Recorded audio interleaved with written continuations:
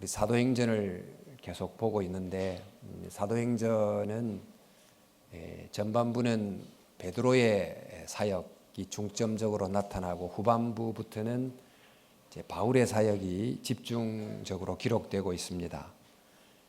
바울이 3차에 걸친 선교 여행을 계속해서 했습니다. 참 험난하고 또 위험이 많은 여정이었지만은 온 세상에 복음을 전해야 된다는 이 사명을 가지고 정말 온 지역을 다니면서 복음을 전했던 것입니다.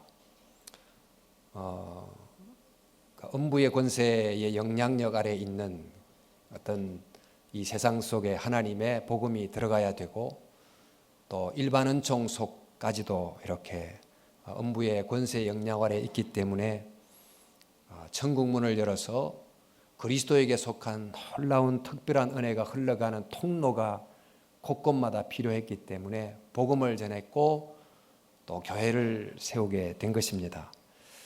바울이 복음을 전할 때 첫째 대상은 주로 유대인들이었습니다. 특별히 디아스포라 유대인들이었는데 그들은 구약 성경을 가지고 있고 또 어느 정도 알고 있었기 때문에 그들을 다시금 일깨워서 또 하나님의 백성으로 세워서 그들이 참 구세주의 복음을 전하는 통로가 되도록 만들려고 했습니다.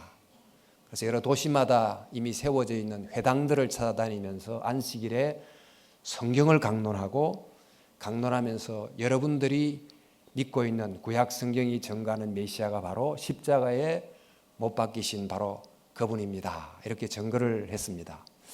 하지만 유대인들은 정말 긴 억압의 역사 속에서 또 고통의 역사 속에서 지냈기 때문에 메시아가 종으로 온다든지 고난을 당한다든지 그것을 받아들이기가 굉장히 힘들었습니다. 메시아는 왕적 존재로 와서 정말 강력한 영향을 행사하는 메시아가 되기를 바랬기 때문에 상당히 많은 사람들이 그 바울의 또 메시아 복음을 받아들이지 못했습니다만은 이제 메시아가 예수 그리스도시다 하는 이 복음을 전했고 또 한편 율법의 의미에 관해서 유대인들은 유대의 율법이 구원의 조건인 것처럼 믿는 사람이 많았기 때문에 율법은 구원의 조건이 아닌 구원받은 사람들의 삶의 지침임을 명확하게 해줌으로 그들을 복음으로 인도하려고 노력을 했던 것입니다. 이렇게 할 때 어떤 도시에서는 특별히 베레아라는 도시에서는 그 사도 바울이 전하는 복음을 열린 마음으로 또 신사적인 태도로 잘 듣고 주님께로 돌아오는 사람들이 들어 있었고 또 어떤 도시들 예를 들면 데살로니가 같은 도시에서는 바울의 복음이 그들이 믿는 유대교 교리하고는 상치된다고 해서 아주 적대적 태도를 가지고 심지어 살해하려고도 했습니다. 이런저런 이유 때문에 또 복음을 순적하게 전하기도 하고 핍박을 받기도 하면서 사도 바울이 선교여행을 쭉 했는데 특히 데살로니가라고 하는 도시에서는 바울을 매우 위협적으로 적대하는 무리들이 있었고 그것 때문에 잠시 아테네로 피신을 가게 됐습니다. 아마 아테네에 처음 방문했던 것 같습니다만 바울이 그 아테네를 방문하고는 여러 면에서 충격을 받습니다. 거리마다 여러 종류의 신상들이 새겨져 있고 또 그 신상들을 향해서 제사를 드리는 모습을 보고서는 종교성은 굉장히 많은데 하나님에 대한 무지가 굉장히 깊구나 이것을 깨닫고 마음속에 안타까움을 심하게 느꼈던 것입니다. 특별히 그 고대 철학의 본산이라고 하는 그 아테네에서 그 정말 뛰어난 철학이 하나님에 대해서는 이렇게 무지할 수 있구나. 이것을 이제 발견한 이제 바울이 안타까운 마음을 가지고 복음을 전하게 됐습니다. 그때 사람들이 모여든 장터에서도 복음을 전했고 또 그곳에서 그리스 철학자를 만나서 그 시대의 공적 지적 토론장이었다고 하는 아레오바고 광장에 가서 철학자들과 함께 철학적 논쟁을 벌이기도 했습니다. 그 사도행전이 그 사도 바울의 행적을 한 줄로 이렇게 간단히 소개를 하는데 회당에서는 유대인과 경건한 사람들에게 여기 경건한 사람들이란 유대교에 관심을 갖고 있는 혹은 유대교로 개종을 할 마음을 갖고 있는 헬라인들을 말합니다. 그런들에게 회당에서 복음을 전하고 또 장터에서는 날마다 만나는 사람들과 변호를 했다고 했습니다. 회당의 유대인들을 향해서는 구약 성경을 매개로 해서 메시아가 누군가 이것을 이제 가르치게 됐고, 또 아테네의 장터와 광장에서는 정말 이 자연 세계를 보면서 또 참 신이 누군가에 관해서 가르치면서 복음을 전하려고 했습니다. 그러면서 그들이 신을 형상으로 조각하고 그 신 앞에 숭배하고 제물을 바치는 이런 모습을 보면서 바울이 참 하나님이 어떤 분인가 이렇게 소개를 해주는데, 신은 인간이 만든 조각된 형상 안에 갇힐 수 있을 제한된 존재가 아니다, 이런 내용으로 또 가르치고, 또 많은 그들이 제물을 가지고 제단 앞에 바치는 모습을 보면서 신은 우주를 지은 분이기 때문에 여러분들이 바치는 제물을 받아야만 되는 결핍된 존재가 아니다, 이런 식으로 이제 하나님에 대해서 바르게 가르치게 된 것입니다. 우리 사도행전 17장 24, 25절에 보니까 우주와 그 가운데 있는 만물을 지으신 하나님께서는 천지의 주재시니 손으로 지으신 전에 계시지 아니하시고 또 무엇이 부족한 것처럼 사람의 손으로 섬김을 받는 것이 아니다.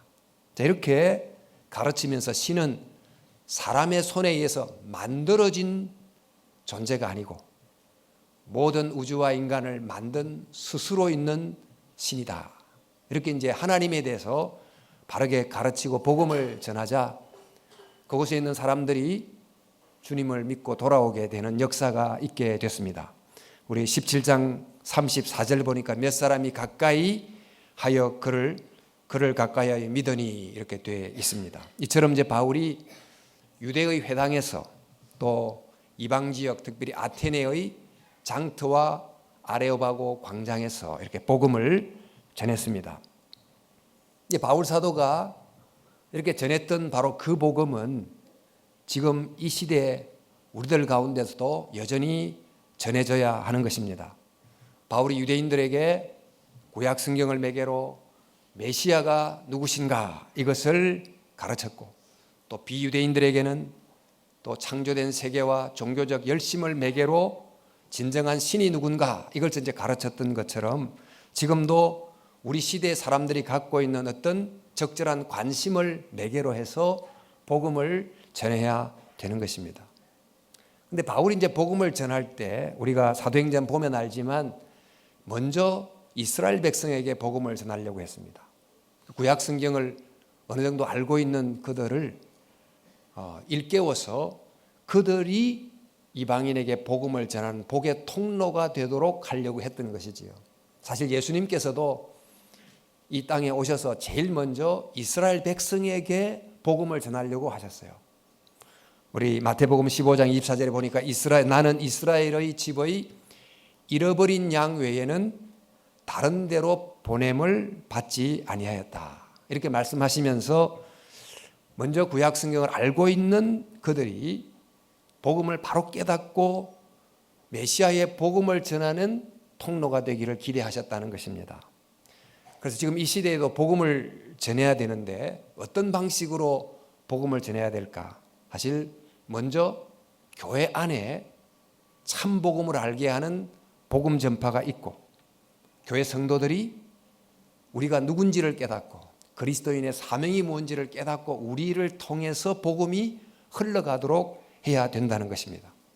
그런데 그 당시 이스라엘 백성들이 구약 성경은 갖고 있었지만은 그 성경이 증거하는 메시아가 누군지를 알지 못했던 것처럼 어쩌면 우리 시대의 교회 성도들은 성경을 알고 있고 믿고 있다고 하지만은 성경이 증거하는 바로 그 하나님의 복음을 충분히 잘 알지 못하고 있을지 모릅니다.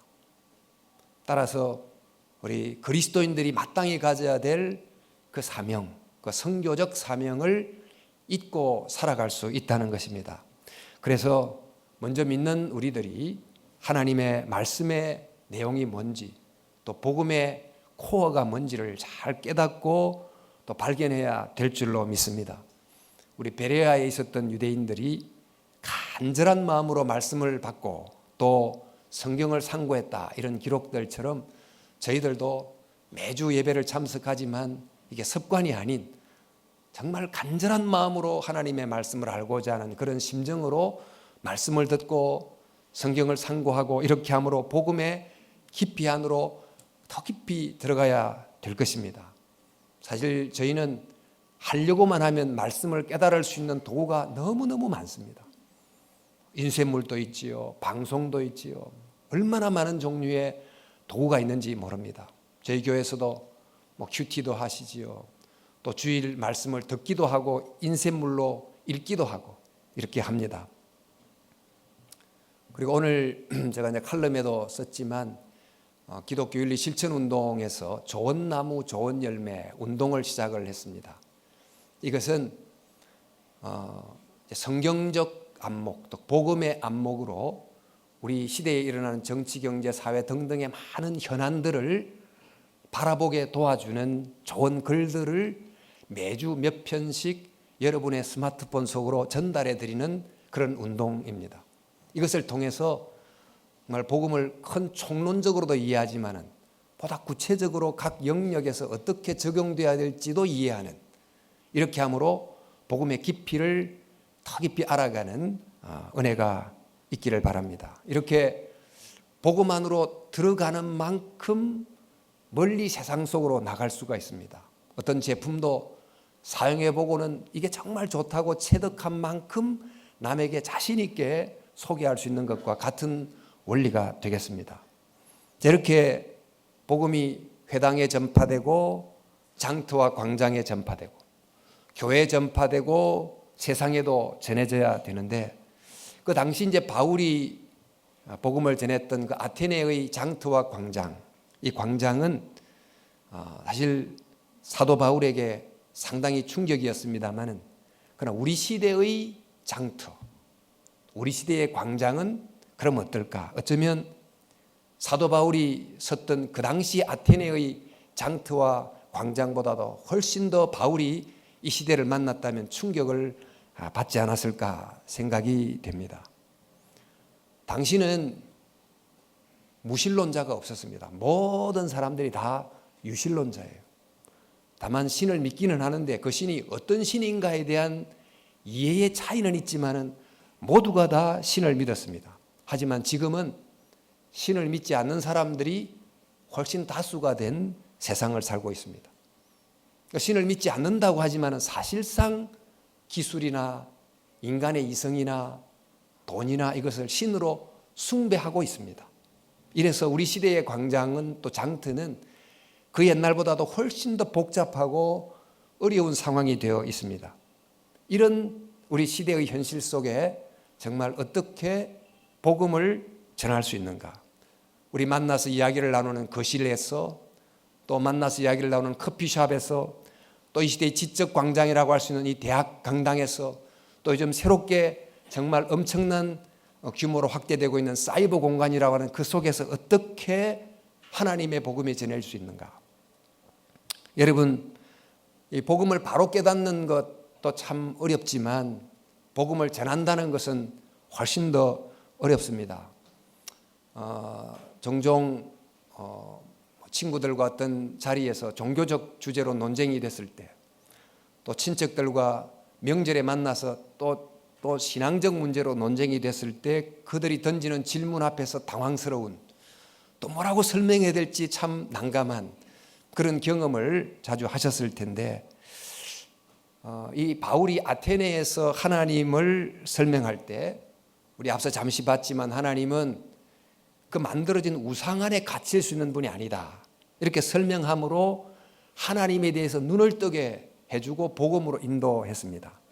사실 이 시대에도 그런 의미의 참 복음적 인도가 필요한데, 우리 시대는 하나님을 믿지 않는 것이 지성적이고 또 신을 인정하지 않는 것이 과학적이다, 이렇게 생각하는 분위기입니다. 내가 하나님을 믿습니다 그러면 그건 좀 반지성적이기도 한 또 비과학적이기도 한 느낌을 줍니다. 그러나 하나님을 믿는다는 것이 결코 반지성적이 아니다. 또 비과학적이 아니다. 오히려 더 지성적이고 합리적일 수도 있다고 하는 것을 잘 설명해 줄 수 있어야 된다고 믿습니다. 여러분, 하나님을 믿는 것이 더 합리적이고 지성적일까요? 하나님을 믿지 않는 것이 더 합리적이고 지성적일까요? 여러분, 이 시대의 신은 단연코 과학과 이성입니다. 과학과 이성으로 입증된 것은 무조건 사실로 받아들이게 돼 있습니다. 그러나 과학과 이성이 다 모든 것을 밝혀내지는 못합니다. 과학과 이성이 갖고 있는 그 지적 한계로 인해서 밝힐 수 없는 어떤 존재의 신비 앞에서 자주 멈춰서야만 합니다. 하지만은 과학은 과학적으로 증명해내지 못한 것까지도 과학의 전제 아래서 과학적이다라고 결론을 내리기도 합니다. 여러분, 과학이 말할 수 없는 어떤 세계의 신비 또 존재의 신비 앞에서 어떤 과학자는 신이 있구나 이렇게 인정하는 사람도 있고, 또 어떤 과학자는 이 모든 건 결국 우연이고 신이 없어 이렇게 부정하기도 합니다. 어떤 게 맞을까요? 어느 쪽도 완벽한 증거를 제시함으로 이게 맞다라고 주장할 수가 없습니다. 어느 누구도 물샐 틈 없는 증거를 제시하지는 못합니다. 결국 둘 다가 믿음입니다. 그런데 어떤 것이 과연 정말 합리적인 믿음일까? 최근 가장 위대한 과학적 업적 중에 하나를 꼽으려면 단연코 유전자 지도의 발견이라고 할 수 있습니다.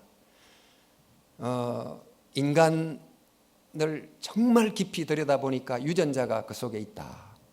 또 유전자 속에는 또 어마어마한 정보가 들어있다. 이 유전자가 자기를 복제하면서 생명체를 유지해간다. 이것은 최근에 발견된 인간에 대한 생명체의 신비입니다. 이런 이제 유전자 현상을 보았던 그 리처드 도킨스라고 하는 이 무신론 과학자는 드디어 유전자를 보면서 이 생명의 현상은 이 유전자의 현상이지 하나님이 만들었다. 이것은 아니다. 이건 이제 증명됐다라고 이제 주장하기까지 합니다. 그리고 그가 이제 이기적 유전자라고 하는 유명한 자기 책에서 말하기를, 내 책은 과학적 허구가 아니다. 내 책은 과학이다. 그리고 이어 말하기를, 우리는 생존 기계다. 즉 유전자로 알려진 이기적 분자를 보존하기 위하여 맹목적으로 프로그래밍된 로봇 운반자다. 이렇게 이제 설명하면서 그 두꺼운 책의 논지를 풀어갑니다. 그런데 이제 반면에 이 동일한 유전자 현상을 봤던, 그리고 유전자 지도를 완성했던 프랜시스 콜린스 박사는 유전자를 하나님이 존재하는 증거다 이렇게 보고 그의 책 신의 언어란 책에서 유전자를 The Language of God, 하나님의 언어라고 이름을 붙이게 됐습니다. 지난 50년간 유럽 사회 무신론자를 대표하는 유명한 철학자 앤토니 플루라는 사람이 있습니다. 무신론 논쟁만 했다고 하면 그 사람의 논문이 반드시 언급이 될 만큼 굉장히 중요한 무신론 학자인데, 이 사람이 어느 날 유신론자로 지적 전환을 합니다.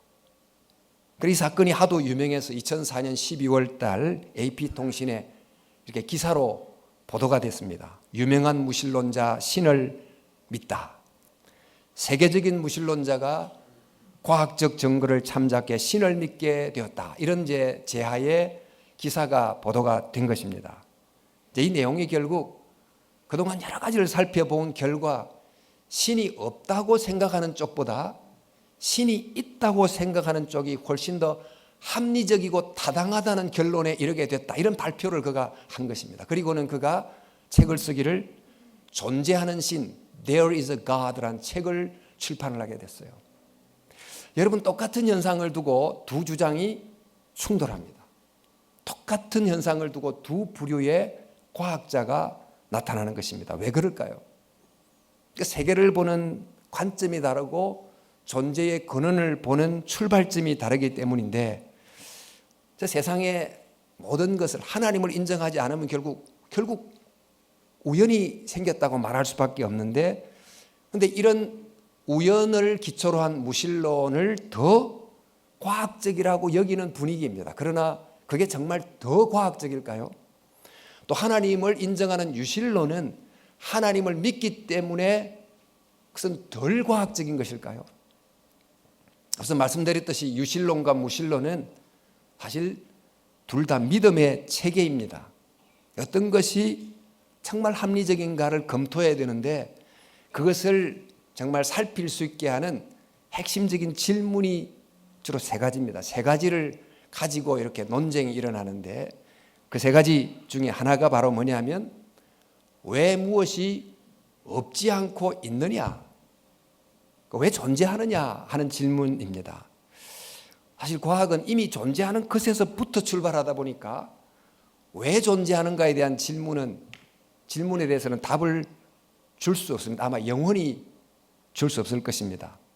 근데 이제 과학이 내어놓은 답은 아주 무한히 작은 어떤 하나의 점에서부터 이 우주가 나왔다는 빅뱅 이론을 이제 펼칩니다만은, 그리고 이것이 지금까지는 가장 설득력 있는 어떤 과학적 해설로 이제 인정이 되고 있는데, 이제 그것이 옳다 하더라도 문제는 그 하나의 점이라고 하는 것이 왜 없지 않고 왜 있느냐 하는 데 대해서는 답을 해줄 수 없다는 것입니다.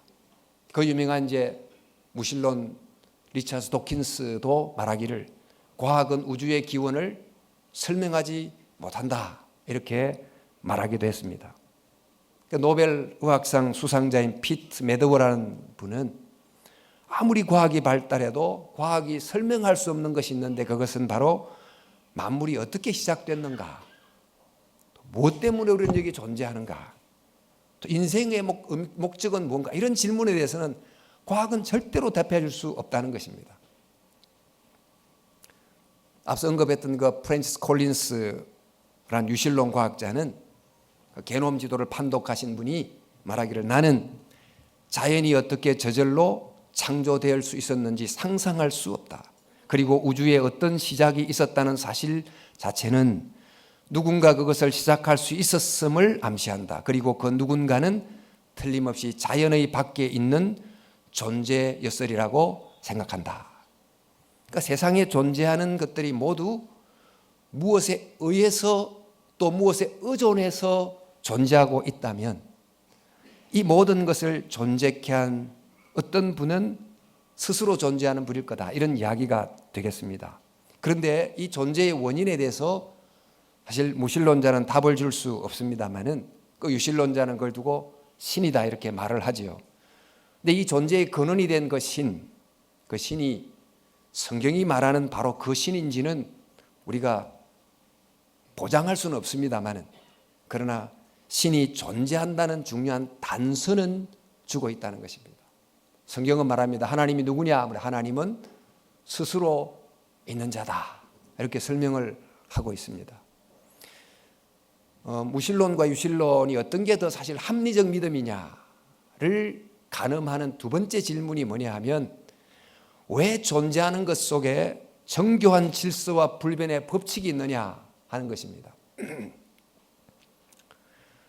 모든 것, 이미 있는 존재 속에 우리가 알다시피 어떤 질서가 있고 법칙이 있고, 그러다 보니까 내일도 정말 달이 뜨고 해가 뜬다는 것을 예측할 수 있는 어떤 항상성이 존재합니다. 그런데 이런 질서가 우연히 생겨난 걸까, 아니면 어떤 대단히 지적인 존재가 이미 설계해 넣어둔 걸까? 그 스티븐 호킹, 루게릭 병을 앓았던 그 유명한 물리학자 스티븐 호킹 박사가 말하기를, 만약 빅뱅이 일어난 지 1초 후에 우주의 밀도가 1조분의 1만 더 높았더라면 우주는 재붕괴되었을 것이다. 반면에 그 당시 우주의 밀도가 1조분의 1만 더 낮았더라면 우주는 진공 상태에 있었을 것이다. 어떻게 처음부터 우주의 밀도가 그렇게 세심하게 정해졌을까? 아마도 우주가 극히 정확한 밀도를 가져야만 했던가 하는 이유가 있을 것이다. 여러분, 우주 안의 질서와 법칙을 보고 어떤 쪽은 이건 우연이다, 어떤 쪽은 이것을 지적 설계다, 이렇게 이제 말을 하는 거지요. 아인슈타인은 이걸 두고 성육신한 이성이다 이렇게 말했다고 합니다만은, 근데 이 질서, 이 법칙을 가진 이 우주는 그냥 단순한 질서 정도가 아닌 그 속에 생명체가 살 수 있을 정도의 매우 미세하게 튜닝이 된 질서라는 거예요. 그래서 앞서 언급했던 그 프랜시스 콜린스 박사의 말, 게리 콜린스 박사는 중력 상수, 여러 행력에 대한 다양한 상수 등 정확한 수치를 지닌 모두 15가지 상수가 있는데, 이 가운데 어느 하나가 단 100만 분의 1, 아니 어쩌면 몇 조분의 1만 틀렸어도 우주는 우리가 지금 보고 있는 상태에 이르지 못했을 것이다. 그러면 은하계도 수많은 별들도 혹성도 인간도 없었을 것이다. 근데 우주 속에 생명체가 존재할 수 있을 기가 막힌 어떤 튜닝이 존재하고 있다. 그런데 이것이 우연히 생길 수도 있지만 그 우연히 생길 수 있는 가능성은 너무너무 낮아서 거의 제로에 가깝다는 것입니다. 그 비유를 하기를, 원숭이 몇 마리가 방에 앉아가지고 컴퓨터 자판을 막 두드리는데 두드린 결과 셰익스피어의 소네트란 시 한 편이 나올 수 있는 확률보다도 더 희박하다는 거예요. 그런데 이런 제로에 가까운 확률을 가지고 그래도 이건 우연의 결과다 이렇게 말하는 사람이 있고, 또 이것은 어떤 지적 설계의 결과다 이게 말하는 두 측면이 있습니다. 사실 그 근원에 대해서 누가 보이는 증거로 증명하며 제시할 수 있습니까? 다만 두 가지 믿음을 놓고 어떤 것이 더 합리적인가, 이걸 선택하는 것입니다. 어떤 지적 설계가 있었다고 할 때 그 지적 설계자라는 신이 곧 성경이 말씀하는 신이다, 이건 우리가 보장할 수 있는 게 없습니다만은, 그러나 이 기가 막힌 질서를 보면서 신이 존재한다는 중요한 단서를 찾을 수 있다는 것입니다. 성경은 뭐라고 말씀하시는가 봤더니 하늘이 하나님의 영광을 선포하고 궁창이 그의 손으로 하는 일을 나타내는도다. 우리 유실론과 무실론이 어떤 게 더 합리적 믿음인가를 묻는 세 번째 질문은 물질 현상만으로 설명할 수 없는 선, 아름다움, 사랑 등등을 어떻게 설명해내느냐 하는 것입니다. 우리 오늘도 이제 찬양대가 아름답게 찬양을 했습니다만은 이 음악이 주는 감동이 있잖아요. 또 베토벤 음악을 들으면 지금도 이제 가슴에 울렁이는 감동이 있는데, 그 음악 어떤 음표가 있고 그 다음에 이런저런 음표가 나오면서 만들어내는 그런 어떤 질서는 단순히 이 자연 세계에 있는 반복적 규칙적 질서를 뛰어넘는 예술적 질서라는 게 있거든요. 이런 게 도대체, 이런 조화가 어떻게 생겨나는가, 이런 조화로 인해서 느끼는 인간의 감동은 도대체 뭔가를 단순히 물질 현상으로 다 설명해낼 수 있느냐 하는 것입니다. 물질 현상으로만 설명한다면 이런 감동은 뇌에 전달된 어떤 데이터가 가지는 신경학적인 반응이다, 이렇게 설명할 수 있느냐는 거죠. 또 그리고 우리가 알듯이 사랑한다는 것, 또 남을 위해서 희생한다는 어떤 고상한 행동, 이런 희생, 이런 것들을 어떻게 물리적 현상만으로 다 설명해낼 수가 없는 것입니다. 눈물만 해도 눈물을 과학적으로 설명할 때 물과 미네랄과 미량의 소금, 이것으로 눈물을 설명해낼 수 없는 것과 똑같은 것입니다. 그래서 팀 켈러라고 하는 목사님이 하는 말이, 아름다움과 사랑은 단순히 생화학적인 반응이라고 믿는다 하더라도 위대한 예술과 아름다움 앞에 서면 우리는 어쩔 수 없이 삶에는 의미가 있고 결코 우리를 낙담하지 않게 만들 진실과 정의가 있으며 사랑이야말로 전부라고 느끼게 된다, 이렇게 말을 했습니다. 여러분, 우리는 진리라고 하는 과학, 신념이라고 하는 종교, 이 둘 중에 하나를 선택하는 것이 아니고 사실 모든 것은 우연의 산물이라고 하는 하나의 믿음 체계와 또 하나님 신의 신지적 설계의 산물이라는 또 하나의 믿음 체계 중에 하나를 선택하는 것입니다. 앞서 말했듯이 왜 어떤 것이 존재하는가, 또 그 존재하는 것 속에는 어떻게 생명체가 존재할 만큼의 기가 막힌 질서가 이미 들어가 있는가, 그리고 물질 현상으로는 도저히 설명할 수 없는 이런 삶의 의미, 선, 사랑, 아름다움 이런 걸 어떻게 설명해낼 수 있는가. 자, 이런 질문 앞에서 어떤 답이 더 합리적이고 더 지성적이고 더 과학적이라고 할 수 있을까요? 이 모든 것을 단순히 우연에서만 답을 찾으려고 하는 사람들은 앞서 질문했던 세 가지 질문 앞에 정말 설득력 있는 답을 줄 수는 없습니다. 어쩌면 이것은 무신론 과학자의 영원한 아킬레스건입니다. 그럼에도 불구하고 과학적으로 증명되지 않았던 것도 우연이라는 이름으로 다 과학이라고 이름을 붙이는 것은 사실 과학적이라고는 할 수 없을 것 같아요. 자, 여러분, 그러나 하나님의 존재를 믿는다면 존재 자체나 빅뱅이나 자연 속의 규칙적 질서의 존재나 우주 안에 있는 질서의 미세한 조정이나 이런 것이 이상할 것이 없습니다. 아름다움이나 사랑이 가진 풍부한 의미도 크게 놀랄 일이 되지 못합니다.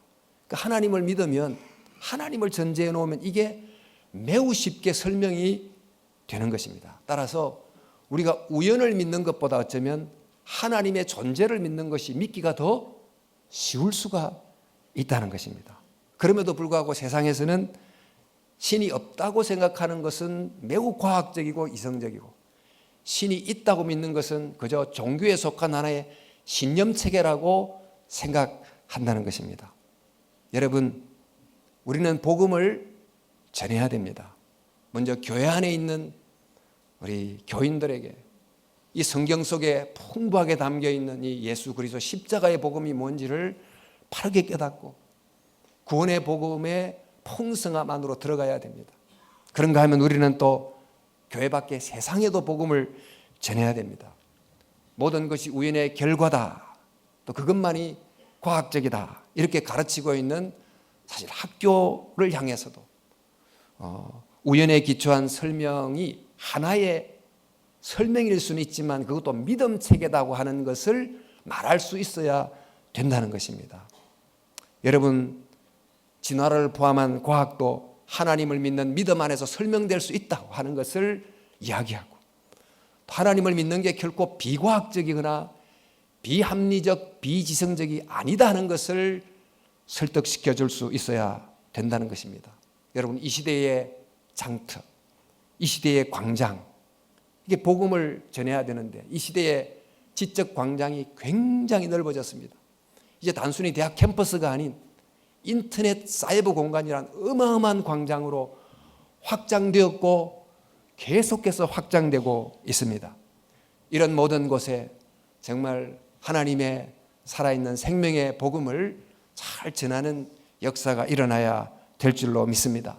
앞서 제가 언급한 기운실 좋은 나무는 인터넷 공간에서의 복음을 전하는 그 중에 하나인데, 이것을 통해서 정말 듣고 알리는 그런 복음 전파의 역할을 감당할 수도 있을 것입니다. 모쪼록 저와 여러분들이 사도 바울이 유대인 회당에서 또 아테네의 장터와 광장에서 복음을 전했던 것처럼 그 생명의 복음이 지금 저와 여러분의 교회 속에, 우리의 심령 속에, 또 이 무신론화되어 있는 이 사회 속에 정말 효과적으로 전달되어 하나님의 복음이 빛을 발하는 역사가 있도록 노력하고 힘써야 될 줄로 믿습니다.